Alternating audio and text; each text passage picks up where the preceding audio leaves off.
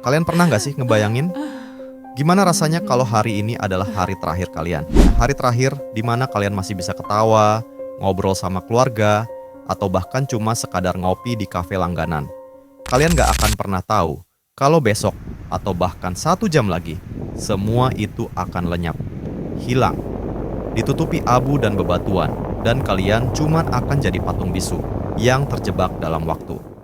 Misteri inilah yang menyelimuti sebuah kota kuno bernama Pompeii. Kota yang begitu hidup, mewah, dan makmur, tiba-tiba musnah dalam hitungan jam.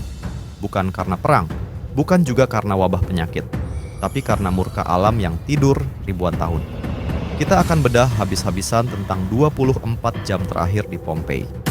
Mulai dari detik-detik sebelum bencana, fakta-fakta yang mungkin belum pernah kalian dengar, sampai misteri-misteri yang bikin merinding. Kita bakal cari tahu, kenapa Vesuvius bisa meletus sebrutal itu? Dan yang paling penting, apa sih yang sebenarnya terjadi di sana? Tetap di sini, karena apa yang akan kalian dengar sebentar lagi, mungkin akan mengubah cara pandang kalian tentang sejarah.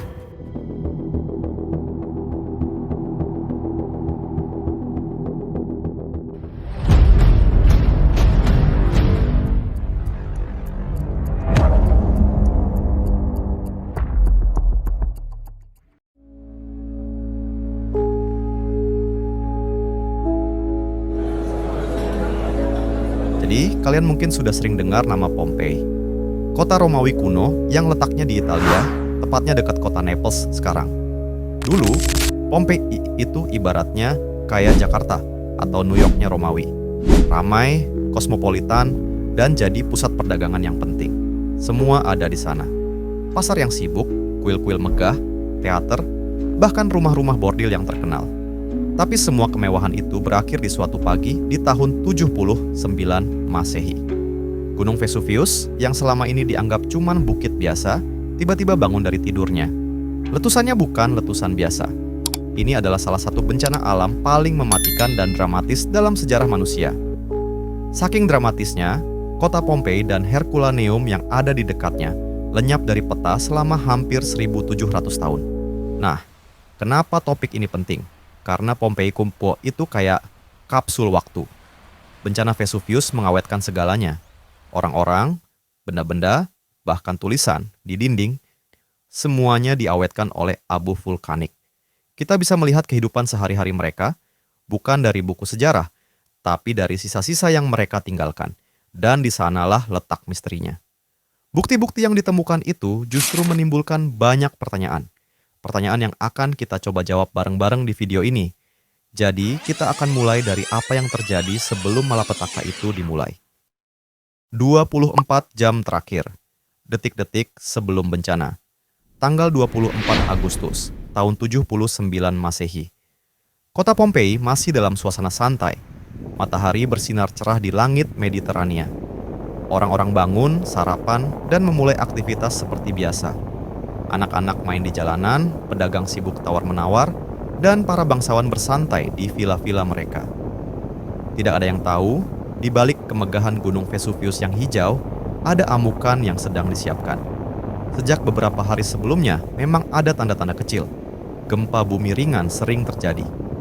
Bagi warga Pompeii, ini bukan hal aneh. Mereka sudah terbiasa. Maklum, wilayah ini memang rawan gempa.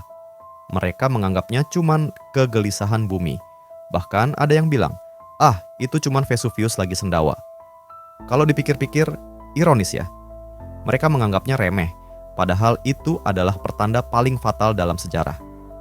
Pagi itu, di sebuah pasar, seorang tukang roti bernama Caecilius mungkin sedang menimbang tepung.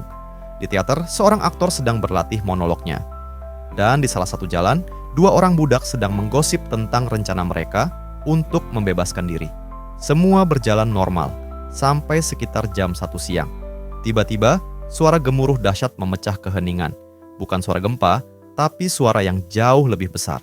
Dari puncak Vesuvius, gumpalan awan hitam pekat, seperti jamur raksasa, mulai membumbung tinggi. Awalnya, warga hanya terheran-heran. Wah, awan aneh. Mungkin begitu pikir mereka. Mereka tidak tahu, awan itu adalah awan kematian. Di dalamnya ada bebatuan apung, pumice, dan abu panas yang akan segera turun menghujani mereka. Ini adalah fase pertama dari bencana, disebut sebagai fase Plinian. Dinamakan sesuai nama Pliny the Younger, seorang saksi mata yang berhasil selamat dan mencatat semua kejadian itu dalam suratnya. Pliny menggambarkan awan itu seperti pohon pinus. Batangnya lurus ke atas dan di puncaknya menyebar seperti dahan. Dari situ, mulai turun hujan abu dan batu apung. Awalnya, abu itu cuma tipis, seperti salju. Beberapa warga bahkan menganggapnya cuma badai abu biasa. Tapi lama-kelamaan, hujan abu itu makin lebat. Lapisan demi lapisan mulai menutupi jalanan, atap rumah, dan pepohonan. Langit yang tadinya cerah berubah menjadi gelap gulita. Hanya dalam hitungan jam.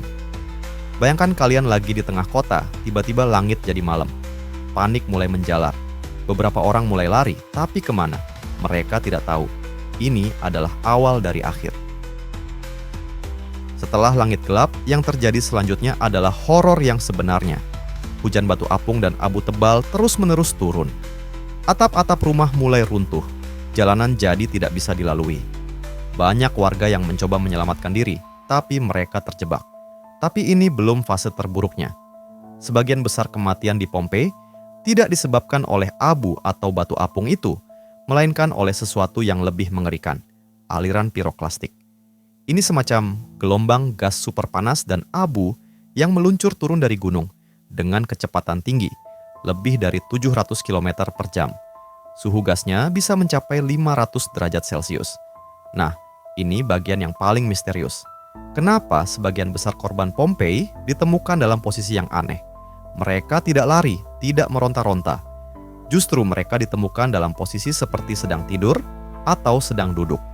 Bahkan ada yang dalam posisi sedang berpelukan. Kenapa?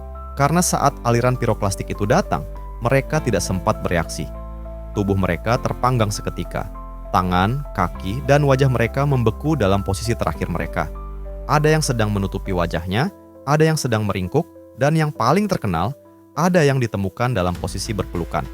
Seolah mereka sudah pasrah, menunggu akhir datang. Ini bukti bahwa kematian itu datang dengan sangat cepat, bahkan terlalu cepat untuk mereka rasakan. Para arkeolog menemukan jasad-jasad ini dalam bentuk cetakan kosong di dalam abu yang mengeras. Jadi, abunya mengeras di sekeliling tubuh mereka, lalu tubuhnya membusuk dan menyisakan rongga kosong. Dengan menuangkan gips ke dalam rongga itu, mereka bisa membuat replika jasad yang sangat detail.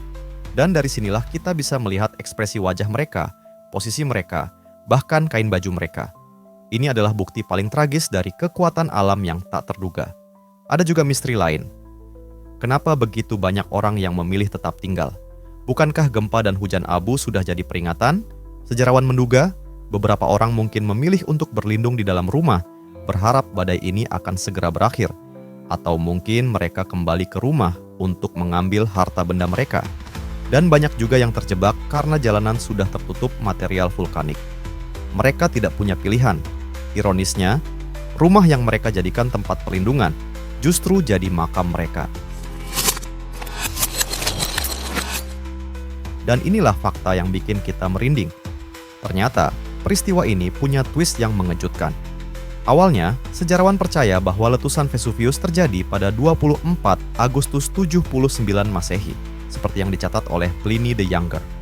Tapi, beberapa tahun terakhir, para arkeolog menemukan bukti yang bertentangan.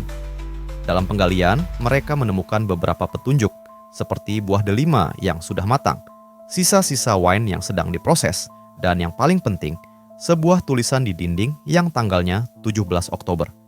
Semua ini adalah bukti-bukti yang menunjukkan bahwa bencana itu mungkin terjadi pada bulan Oktober, bukan Agustus. Jadi, mengapa Pliny salah? Kemungkinan karena Pliny menulis surat itu bertahun-tahun kemudian dan ingatannya kurang akurat. Nah, ini yang jadi konspirasi kecil-kecilan. Beberapa orang percaya, perubahan tanggal ini bukan sekadar kesalahan, tapi ada alasan di baliknya. Ada yang mengaitkannya dengan astrologi Romawi, atau bahkan ritual-ritual tersembunyi yang hanya diketahui oleh kalangan tertentu. Tapi yang paling masuk akal, perubahan tanggal ini menunjukkan betapa bergejolaknya alam pada saat itu. Vesuvius sudah menunjukkan tanda-tanda sejak lama, tapi masyarakat Romawi mengabaikannya. Lalu, ada fakta lain yang gak kalah bikin kaget. Di dalam reruntuhan Pompei, ditemukan banyak sekali benda-benda aneh. Dari mulai alat bedah yang sangat canggih untuk zaman itu, sampai artefak-artefak yang mirip dengan benda-benda modern. Ini menimbulkan pertanyaan. Sebenarnya, seberapa maju peradaban mereka? Banyak yang mengira orang Romawi kuno itu primitif, padahal mereka sudah punya sistem perpipaan yang kompleks, sistem sanitasi, bahkan semacam toko serba ada atau malmini. Semua penemuan ini membuktikan bahwa kita seringkali meremehkan peradaban masa lalu. Mereka tidak bodoh, mereka hanya tidak seberuntung kita yang punya teknologi modern untuk memprediksi bencana. Mereka terjebak dalam takdir, atau mungkin murka dewa. Jadi, dari kisah 24 jam terakhir di Pompei, kita bisa mengambil beberapa poin penting. Pertama, alam itu punya kekuatannya sendiri. Kita boleh saja merasa paling hebat dengan teknologi kita, tapi kita harus selalu ingat bahwa ada kekuatan yang jauh lebih besar di luar sana. Kekuatan yang bisa memusnahkan kota dalam sekejap mata. Kedua, Pompei adalah pengingat bahwa hidup itu rapuh. Orang-orang di sana bangun pagi, merencanakan hari mereka, tanpa tahu kalau itu akan jadi hari terakhir. Mereka tidak sempat mengucapkan selamat tinggal. Terakhir, Pompei mengajarkan kita bahwa sejarah itu tidak selalu hitam putih. Selalu ada misteri dan fakta tersembunyi yang menunggu untuk diungkap. Kita harus terus menggali, terus mencari, dan terus bertanya.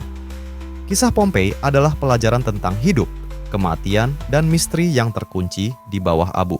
Sampai di sini, apa yang paling bikin kalian merinding?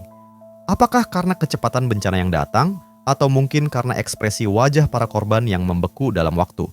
Coba kasih pendapat kalian di kolom komentar ya. Tunggu video berikutnya hanya di Neos Historia. Sampai jumpa.